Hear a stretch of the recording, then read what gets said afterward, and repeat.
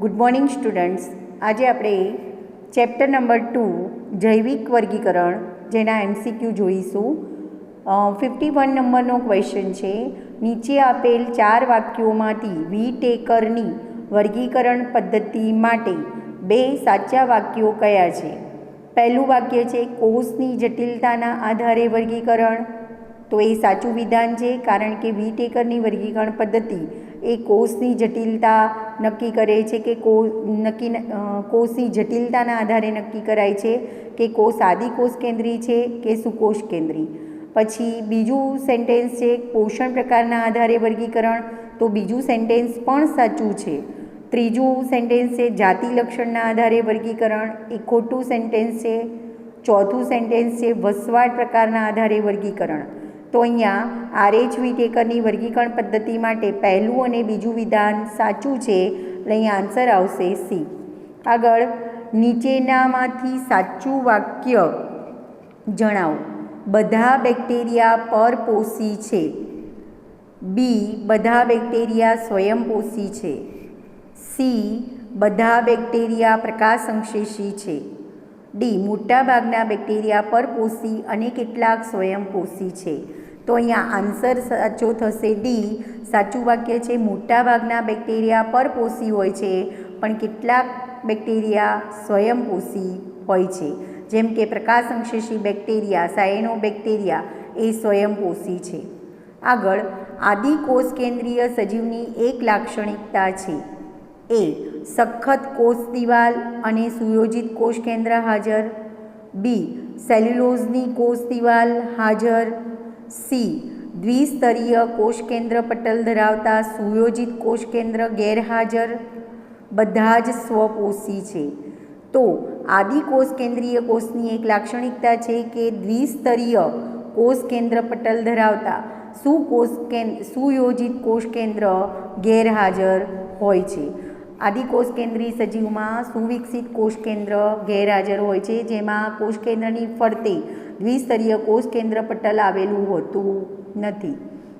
આગળ બેક્ટેરિયા અને યીસ્ટ એક લક્ષણ સિવાય બધા લક્ષણોમાં સમાનતા ધરાવે છે. બંને એકકોષી છે. બંને ભાજન દર્શાવે છે. બંને કોષ દિવાલ ધરાવે છે. બંને આદિકોષ કેન્દ્રી છે. તો અહીંયા આન્સર આવશે ડી. બંને આદિકોષ કેન્દ્રી કોષ છે. બરાબર. બેક્ટેરિયા અને યીસ્ટ બંને આદિકોષ કેન્દ્રી કોષ છે અથવા આદિકોષ કેન્દ્રી સજીવ છે. આગળ મિથેનોજન્સ એટલે ખોરાક ઉત્પાદન કરવા જવાબદાર. બાયોગેસ ઉત્પન્ન કરવા માટે જવાબદાર. અતિ ક્ષારયુક્ત વિસ્તારમાં વસવાટ ધરાવનાર. ડી ગરમ પાણીના જરામાં જીવંત રહેનાર. તો મિથેનોજેન્સ એટલે બાયોગેસ ઉત્પન્ન કરવા માટે જવાબદાર.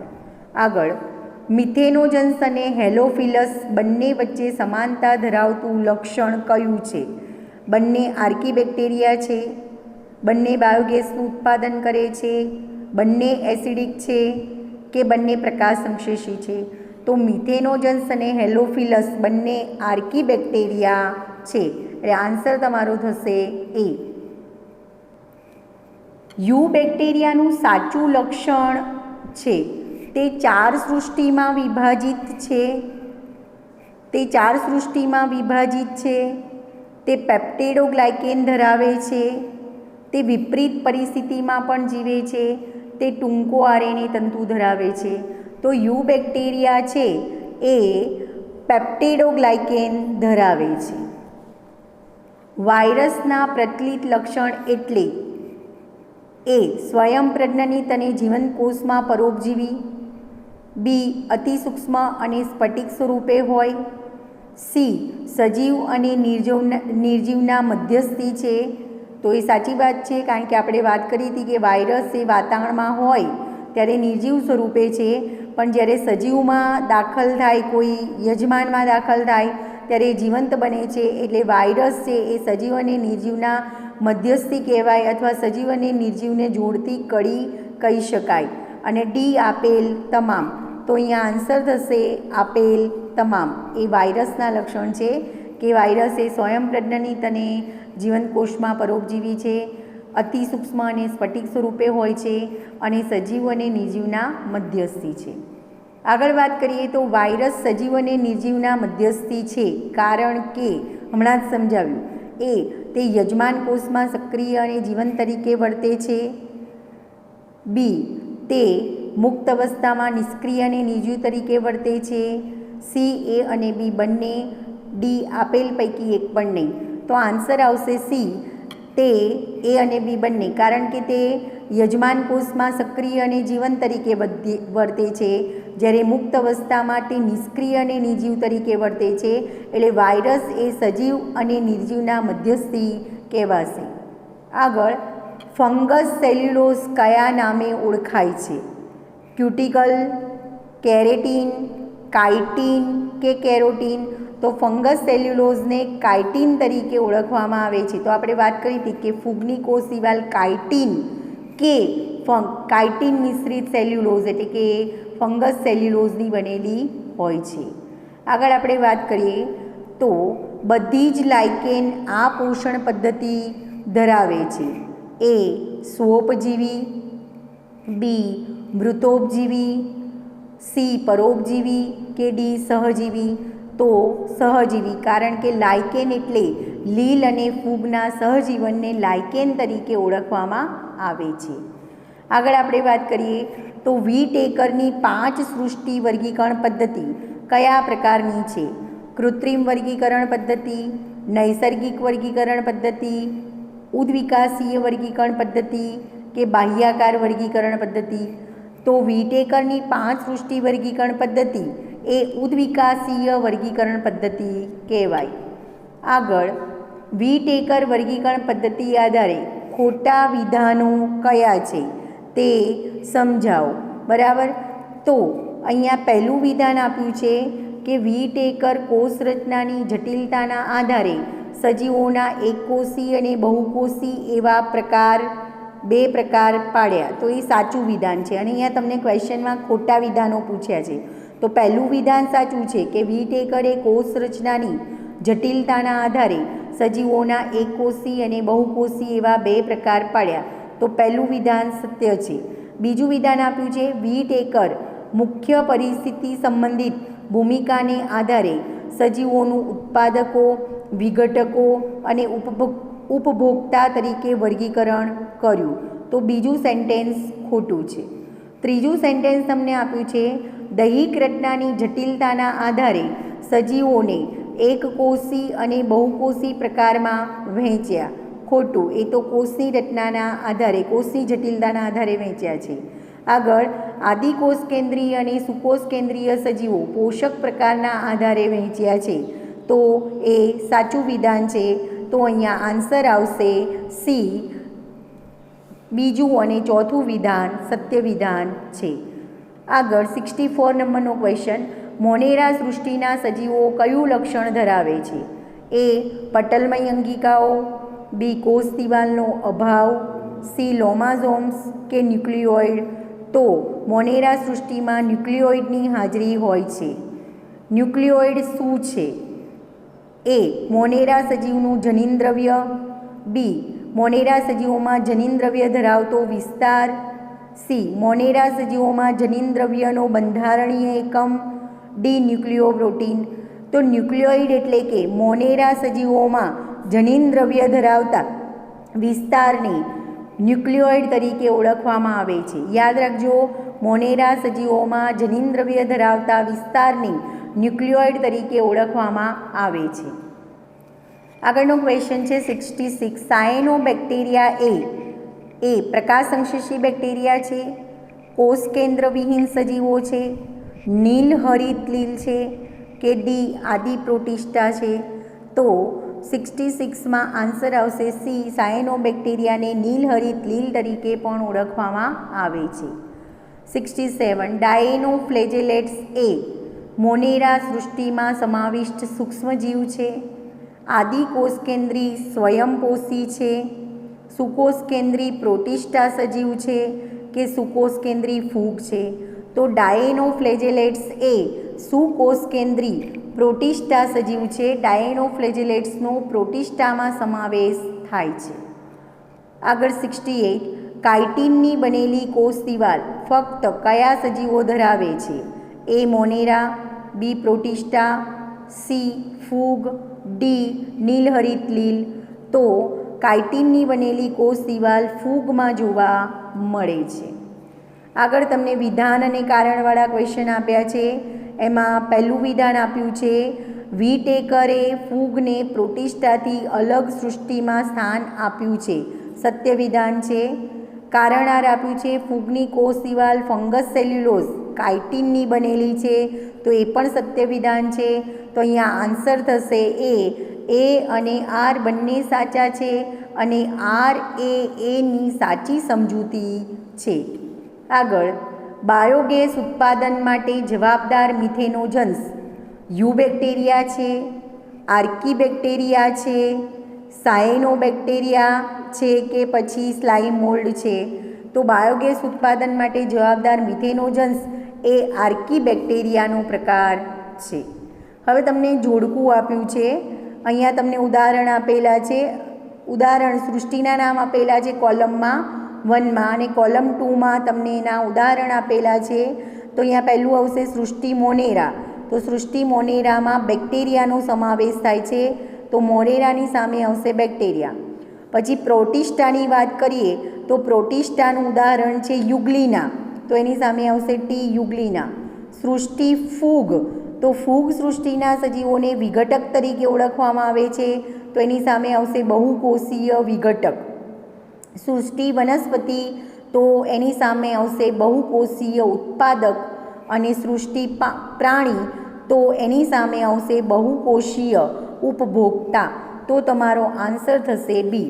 ફરી યાદ રાખજો, મોનેરા સૃષ્ટિનું ઉદાહરણ છે બેક્ટેરિયા, પ્રોટિસ્ટા સૃષ્ટિનું ઉદાહરણ છે યુગ્લિના, ફૂગનું ઉદાહરણ છે બહુકોષીય વિઘટક. સૃષ્ટિ વનસ્પતિ એને બહુકોષીય ઉત્પાદક કહેવાય કારણ કે પ્રકાશ સંશ્લેષણની ક્રિયા કરી ખોરાક બનાવે છે. અને સૃષ્ટિ પ્રાણી એ બહુકોષીય ઉપભોક્તા કહેવાશે. આગળ આપણે જોઈએ તો વિધાનવાળો તમને ક્વેશ્ચન આપ્યો છે. વિધાન એ આપેલું છે તમને, સ્લાઇમ મોલ્ડ એ 72 નંબરનો ક્વેશ્ચન તમને આપેલો છે વિધાન અને કારણવાળો. એમાં પહેલું વિધાન આપ્યું છે સ્લાઇમ મોલ્ડ એ બ્રેડ મોલ્ડ તરીકે ઓળખાય છે. ખોટું વિધાન છે. અને કારણાળ મોલ્ડની કોષ દિવાલ સેલ્યુલોઝની બનેલી છે. તો બીજું વિધાન પણ ખોટું છે. તો બંને વિધાન ખોટા છે એટલે અહીંયા આન્સર થશે તમારો ડી. એ અને આર બંને વિધાન બંને વિધાન ખોટા છે. બરાબર. તો આન્સર થશે તમારો ડી. એ અને આર બંને વિધાન ખોટા છે. આગળ 73 નંબરનો ક્વેશ્ચન આપ્યો છે. એમાં પણ વિધાન અને કારણ આપેલા છે.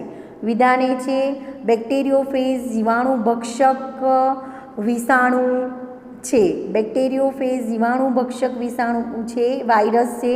તો સત્ય વિધાન છે. બેક્ટેરિયલ વાયરસ બેક્ટેરિયાના કોષોમાં સદા પરોપજીવી છે. સત્ય છે. તો પહેલું બેક્ટેરિયોફેજ કોને કહેવાય? તો જે વાયરસ બેક્ટેરિયા પર વસવાટ કરે છે, બેક્ટેરિયામાં પરોપજીવી તરીકે વસવાટ કરે છે, તો એને બેક્ટેરિયોફેજ કહેવાય છે. અને બેક્ટેરિયોફેજ વાયરસ એ જીવાણુનું ભક્ષણ કરે છે. તો અહીંયા બંને સેન્ટેન્સ સાચા છે. બેક્ટેરિયોફેજ જીવાણુ ભક્ષક વિષાણુ છે એ સત્ય વિધાન છે. બી કારણ આર આપેલું છે બેક્ટેરિયલ વાયરસ બેક્ટેરિયાના કોષમાં સદા પરોપજીવી છે. તો એ વિધાન પણ સત્ય છે. તો અહીંયા બંને વિધાન સાચા થશે અને આર એની સાચી સમજૂતી કહેવાશે. તો અહીંયા આન્સર થશે એ. આગળ ફૂગમાં અલિંગી પ્રજનન કયા બીજાણુ દ્વારા થાય છે? ચલ બીજાણુ દ્વારા, અચલ બીજાણુ દ્વારા, સી એ અથવા બી, ડી બીજાણુ દ્વારા પ્રજનન થતું નથી. તો કેટલીક ફૂગમાં અલિંગી પ્રજનન ચલ બીજાણુ દ્વારા થાય છે, કેટલીક ફૂગમાં અચલ બીજાણુ દ્વારા થાય છે. તો અહીંયા આન્સર થશે સી, એ અથવા બી. આગળ 75 ફૂગમાં લિંગી પ્રજનન કયા પ્રકારે થાય છે? એ સમજન્યુક, બી વિષમજન્યુક, સી અંડજન્યુક કે ડી ABC પૈકી કોઈ પણ? તો અહીંયા આન્સર આવશે ડી ABC પૈકી કોઈ પણ. કેટલીક ફૂગમાં સમજન્યુ પ્રકારનું, કેટલીક ફૂગમાં અંડજન્યુ પ્રકારનું, કેટલીક ફૂગમાં વિષમજન્યુ પ્રકારનું લિંગી પ્રજનન થાય છે. એટલે અહીંયા આન્સર આવશે ડી ABC પૈકી કોઈ પણ એક. આગળ, ફૂગમાં લિંગી પ્રજનનના તબક્કાનો સાચો ક્રમ કયો છે? એ કોષ કેન્દ્ર સંયુગ્મન, અર્ધીકરણ, જીવરસ સંયુગ્મન, બી જીવરસ સંયુગ્મન, કોષ કેન્દ્ર સંયુગ્મન અને અર્ધીકરણ. તો અહીંયા આન્સર આવશે બી, કારણ કે લિંગી પ્રજનનના 3 તબક્કા છે. એમાં પહેલો તબક્કો છે એને જીવરસ સંયુગ્મન કહેવાય, જેમાં 2 કોષના જીવરસ જોડાય છે. બીજો તબક્કો છે એને કોષ કેન્દ્ર સંયુગ્મન કહેવાય, જેમાં 2 કોષના કોષ કેન્દ્ર જોડાય છે. અને ત્રીજો તબક્કો છે અર્ધીકરણ.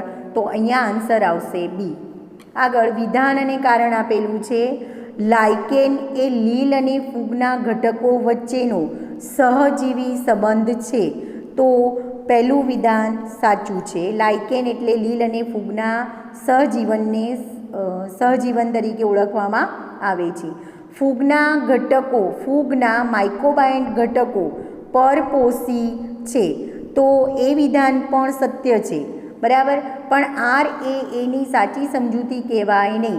આપણે આગળ જ વાત કરી હતી, લાઇકેન એટલે લીલ અને ફૂગનું સહજીવન, જેમાં લીલના ઘટકોને ફાઇકોબાયોન્ટ કહેવાય અને ફૂગના ઘટકોને માઇક્રોબાયોન્ટ કહેવાય. તો અહીંયા બંને વિધાન સાચા છે, પણ RAAની સમજૂતી કહેવાય નહીં. તો અહીંયા આન્સર આવશે બી. આગળ આપણે વાત કરીએ તો અહીંયા પણ વિધાન આપેલું છે.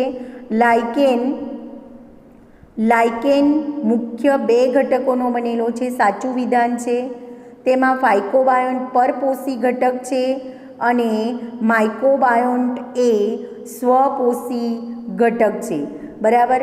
તો અહીંયા વિધાન વાય ખોટું છે. તો અહીંયા આન્સર આવશે એ.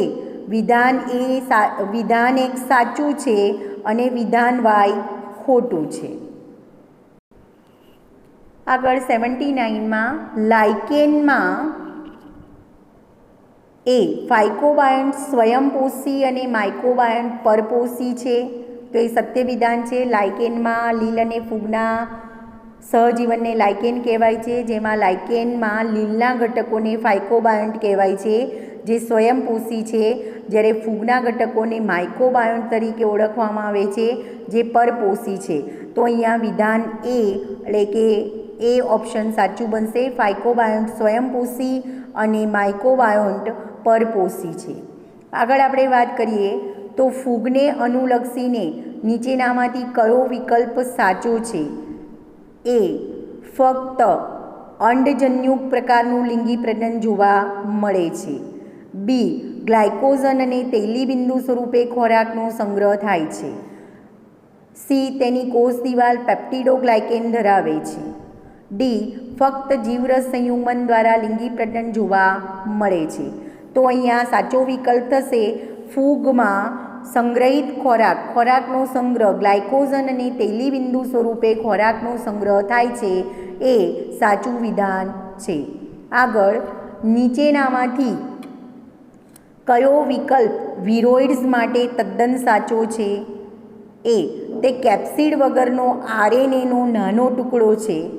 બી તેમાં કેપ્સિડનો અભાવ હોય છે અને તેને લાંબો DNAનો ટુકડો હોય છે. સી વાયરસ કેપ્સિડ અને લાંબા DNAનો એક ટુકડો ધરાવે છે.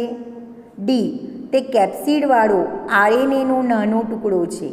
તો અહીંયા આન્સર આવશે એ. તે કેપ્સિડ વગરનો, વિરોઇડ્સમાં કેપ્સિડનું આવરણ આવેલું હોતું નથી. તે કેપ્સિડ વગરનો RNAનો નાનો ટુકડો છે. આગળ, નીચેના પૈકી કયું આદિકોષ કેન્દ્રીય સજીવનું ઉદાહરણ છે? નીલહરિત લીલ, ઈસ્ટ, સરગાસમ કે સ્પાઇરોગાયરા? નીલહરિત લીલ એટલે કે સાયનોબેક્ટેરિયા એ આદિકોષ કેન્દ્રિત સજીવનું ઉદાહરણ છે. વાયરસ કરતાં પણ નાના ચેપી સભ્યોની શોધ કોણે કરી? થિયોફેસ્ટસ, ડાયનર, પાશ્ચર કે પછી ઇવાનોવસ્કી? વાયરસ કરતાં પણ નાના ચેપી સભ્યોની શોધ કોણે કરી? તો વાયરસ કરતાં નાના ચેપી રોગ એટલે કે વિરોઇડ્સ, જેની શોધ ડાયેનર નામના વૈજ્ઞાનિકે કરી. વિરોઇડ્સ શું ધરાવે છે? ટૂંકો ડીએનએ તંતુ, લાંબો આરએનએ તંતુ, ટૂંકો આરએનએ તંતુ કે ડી રક્ષણાત્મક કેપ્સિડ? તો વિરોઇડ્સ એ ટૂંકો આરએનએ તંતુ ધરાવે છે. કદને અનુલક્ષીને ચડતો ક્રમ કયો છે? વાયરસ, વિરોઇડ, બેક્ટેરિયા, ઈસ્ટ, કોથળીમય ફૂગ? બી વિરોઇડ, વાયરસ, ઈસ્ટ, બેક્ટેરિયા, કોથળીમય ફૂગ? કે સી વિરોઇડ, વિષાણુ, બેક્ટેરિયા, ઈસ્ટ, ગુચ્છી ફૂગ? તો અહીંયા સાચો આન્સર આવશે કદને અનુલક્ષીને સૌથી નાના વિરોઇડ્સ, વિરોઇડ્સ કરતાં વાયરસ મોટા, વાયરસ કરતાં બેક્ટેરિયા મોટા, બેક્ટેરિયા કરતાં ઈસ્ટ અને ઈસ્ટ કરતાં ગુચ્છી ફૂગ એ મોટી હોય છે. આગળ, કેપ્સિડ રક્ષણાત્મક આવરણ કોણ ધરાવે છે? વિરોઇડ, વાયરસ, બેક્ટેરિયા કે ઈસ્ટ? તો વાયરસમાં કેપ્સિડનું રક્ષણાત્મક આવરણ આવેલું હોય છે. આગળ 87, બટાકામાં વિરોઇડ્સના કારણે કયો રોગ થાય છે? હવે આ રોગ વિશે તમને ઉલ્લેખ કરેલો નથી, પણ તમે યાદ રાખજો, બટાકામાં વિરોઇડ્સના કારણે જે રોગ થાય છે એ ત્રાકમય ગ્રંથિલ, કિરમીર, ઘેરું કે અંગારીઓ? જો ઘેરું અને અંગારીઓ એ ફૂગના કારણે થતો રોગ છે. કિરમીર એ રોગનું નામ છે, તમાકુમાં થાય છે રોગ વાયરસના કારણે, જ્યારે ત્રાકમય ગ્રંથિલ એ વિરોઇડ્સના કારણે થતો રોગ છે અને બટાકામાં થાય છે. આગળ, તમાકુમાં કિરમીર રોગ માટેના રોગકારકનું નામ આપો. બીએસવી, બેક્ટેરિયોફેજ, પોલિયોવાયરસ કે ટીએમવી? તો ટીએમવી એટલે કે ટોબેકો મોઝેઇક વાયરસના કારણે તમાકુમાં કિરમીર નામનો રોગ થાય છે. આગળ તમને વિધાન અને કારણ આપેલા છે. વિધાન એ આપ્યું છે, વિરોઇડ અને વાયરસ બેક્ટેરિયો પ્રૂફ ફિલ્ટરમાંથી પસાર થઈ શકે છે. અહીંયા તમને એવું આપેલું છે. વિધાન એ આપ્યું છે, વિરોઇડ અને વાયરસ બેક્ટેરિયો પ્રૂફ ફિલ્ટરમાંથી પસાર થઈ શકે છે. સત્ય, કારણ કે બેક્ટેરિયા કરતાં પણ અતિ સૂક્ષ્મ છે, એટલે વિરોઇડ અને વાયરસ બેક્ટેરિયા પ્રૂફ ફિલ્ટરમાંથી પસાર થઈ શકે છે. કારણ આર, બેક્ટેરિયાનો પ્રવેશ બેક્ટેરિયા પ્રૂફ ફિલ્ટર વડે અટકાવાય છે. તો એ પણ સાચું વિધાન છે. તો અહીંયા આન્સર થશે બી. એ અને આર બંને સાચા છે અને આર એ એની સાચી સમજૂતી છે. તો અહીંયા આન્સર થશે તમારો બી. એ અને આર બંને સત્ય વિધાન છે. આર એ એની સાચી સમજૂતી નથી, સમજૂતી ન કહેવાય. બરાબર? તો એ અને આર બંને સાચા છે, પરંતુ આર એ એની સાચી સમજૂતી નથી. આગળ 90 નંબરનો ક્વેશ્ચન તમને આપ્યો છે, તમાકુમાં ટીએમવી રોગ કયા રોગ માટે જવાબદાર છે? ત્રાકમય ગ્રંથિલ, કિરમીર, ચાઠાવાળા પ્રકાંડ અને ફળ વંધ્યત્વ? તો તમાકુમાં ટીએમવી કિરમીર રોગ માટે જવાબદાર છે.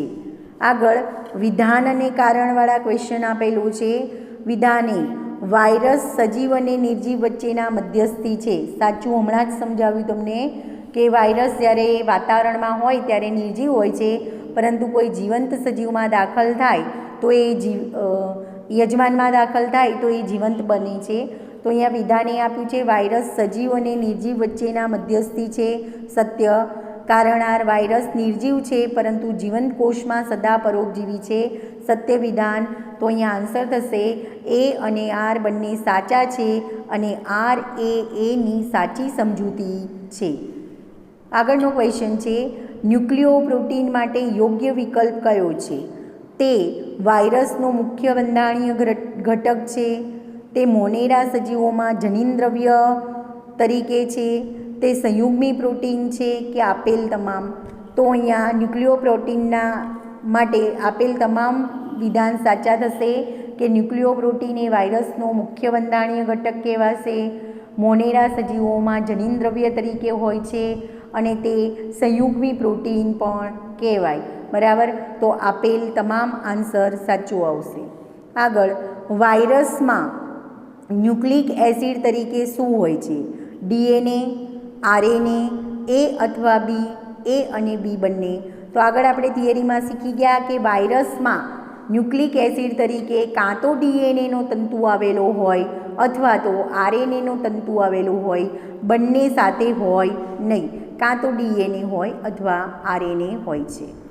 વાયરસમાં કેપ્સિડ એ તેનું જનીન દ્રવ્ય છે, તેનું રક્ષણાત્મક પ્રોટીન આવરણ છે, તેની કોષ દિવાલ છે કે ન્યુક્લિયોપ્રોટીન છે. તો વાયરસમાં કેપ્સિડ એ તેનું રક્ષણાત્મક પ્રોટીન આવરણ છે. આગળ બેક્ટેરિયોફેઝ એ ખાલી જગ્યા, બેક્ટેરિયા પ્રૂફ ફિલ્ટર છે, બેક્ટેરિયાની સપાટી પરના પ્રવર્ધ છે કે પછી બેક્ટેરિયા પ્રૂફ ફિલ્ટર પર જીવતા વાયરસ છે કે બેક્ટેરિયા પર જીવતા વાયરસ છે. તો બેક્ટેરિયોફેઝ એ બેક્ટેરિયા પર જીવતા વાયરસ છે. આગળ પોલિયો વિરોઇડજન્ય રોગ છે, વાયરસજન્ય રોગ છે, બેક્ટેરિયાજન્ય રોગ છે કે જનીનિક રોગ છે. તો પોલિયો એ વાયરસજન્ય રોગ છે. આગળ તમને અહીંયા એક ફિગર આપેલી છે. આપેલી આકૃતિઓ માટે કયો વિકલ્પ સાચો છે? તમને આકૃતિ ઉપરથી પણ ક્વેશ્ચન નીટમાં પૂછી શકાય. તો બંને આકૃતિ આપણે ડ્રો કરાયેલી હતી કે આકૃતિ 1 અને 2 શેની છે? તો અહીંયા આકૃતિ એ 97 એમાં આકૃતિ એ TMV ટોબેકો મોઝેઇક એટલે કે 1 એ ટોબેકો મોઝેઇક વાયરસની છે, જ્યારે બીજી આકૃતિ છે એ ફેઝ વાયરસ એટલે કે એને બેક્ટેરિયોફેઝ તરીકે ઓળખવામાં આવે છે. તો અહીંયા આન્સર થશે બી. અહીંયા આ જે ફિગર છે એ TMV ટોબેકો મોઝેઇક વાયરસની છે અને આ જે આકૃતિ છે એ બેક્ટેરિયોફેઝ વાયરસની છે. TMV એ તમાકુ પર થતા ટોબેકો મોઝેઇક વાયરસ, જે તમાકુ પર કિરમિર રોગ થાય છે એના માટે જવાબદાર વાયરસ છે, જ્યારે બેક્ટેરિયોફેઝ એ બેક્ટેરિયા ઉપર પરોપજીવી તરીકે વસવાટ કરે છે. આગળ લિનિયસે સૂચવેલી દ્વિસૃષ્ટિ વર્ગીકરણ પદ્ધતિ કયા સજીવો વચ્ચેનો ભેદ દર્શાવતી ન હતી? આદિકોષ કેન્દ્રી અને સુકોષ કેન્દ્રી, એકકોષી અને બહુકોષી, હરિત લીલ અને ફૂગ, આપેલ તમામ. તો આન્સર થશે આપેલ તમામ. લિનિયસે સૂચવેલી દ્વિસૃષ્ટિ વર્ગીકરણ પદ્ધતિ એ બધા સજીવોને વનસ્પતિ અને પ્રાણી સૃષ્ટિમાં જ મૂકતી હતી, બાકીના કોઈ લક્ષણો સૂચવતી નહોતી કે સજીવો આદિકોષ કેન્દ્રી છે કે સુકોષ કેન્દ્રી, એકકોષી છે કે બહુકોષી, હરિત લીલ છે કે ફૂગ, એવા લક્ષણો દર્શાવતી નહોતી, એવો ભેદ દર્શાવતી નહોતી. આગળ વીટેકરની 5 સૃષ્ટિ વર્ગીકરણ પદ્ધતિમાં સૂચવેલી કઈ સૃષ્ટિ સેલ્યુલોઝ વિહીન કોષ દિવાલ ધરાવે છે? એ મોનેરા અને પ્રોટિસ્ટા, બી ફૂગ અને વનસ્પતિ, સી મોનેરા અને ફૂગ, ડી પ્રોટિસ્ટા અને વનસ્પતિ. તો વીટેકરની 5 સૃષ્ટિ વર્ગીકરણ પદ્ધતિ પ્રમાણે મોનેરા અને ફૂગ સૃષ્ટિમાં સેલ્યુલોઝ વિહીન કોષ દિવાલ આવેલી હોય છે. ફૂગમાં કાઇટિનની બનેલી કોષ દિવાલ હોય છે, જ્યારે મોનેરામાં પેપ્ટેડોગ્લાયકેનની બનેલી કેટલાક બેક્ટેરિયામાં કોષ દિવાલ જોવા મળે છે.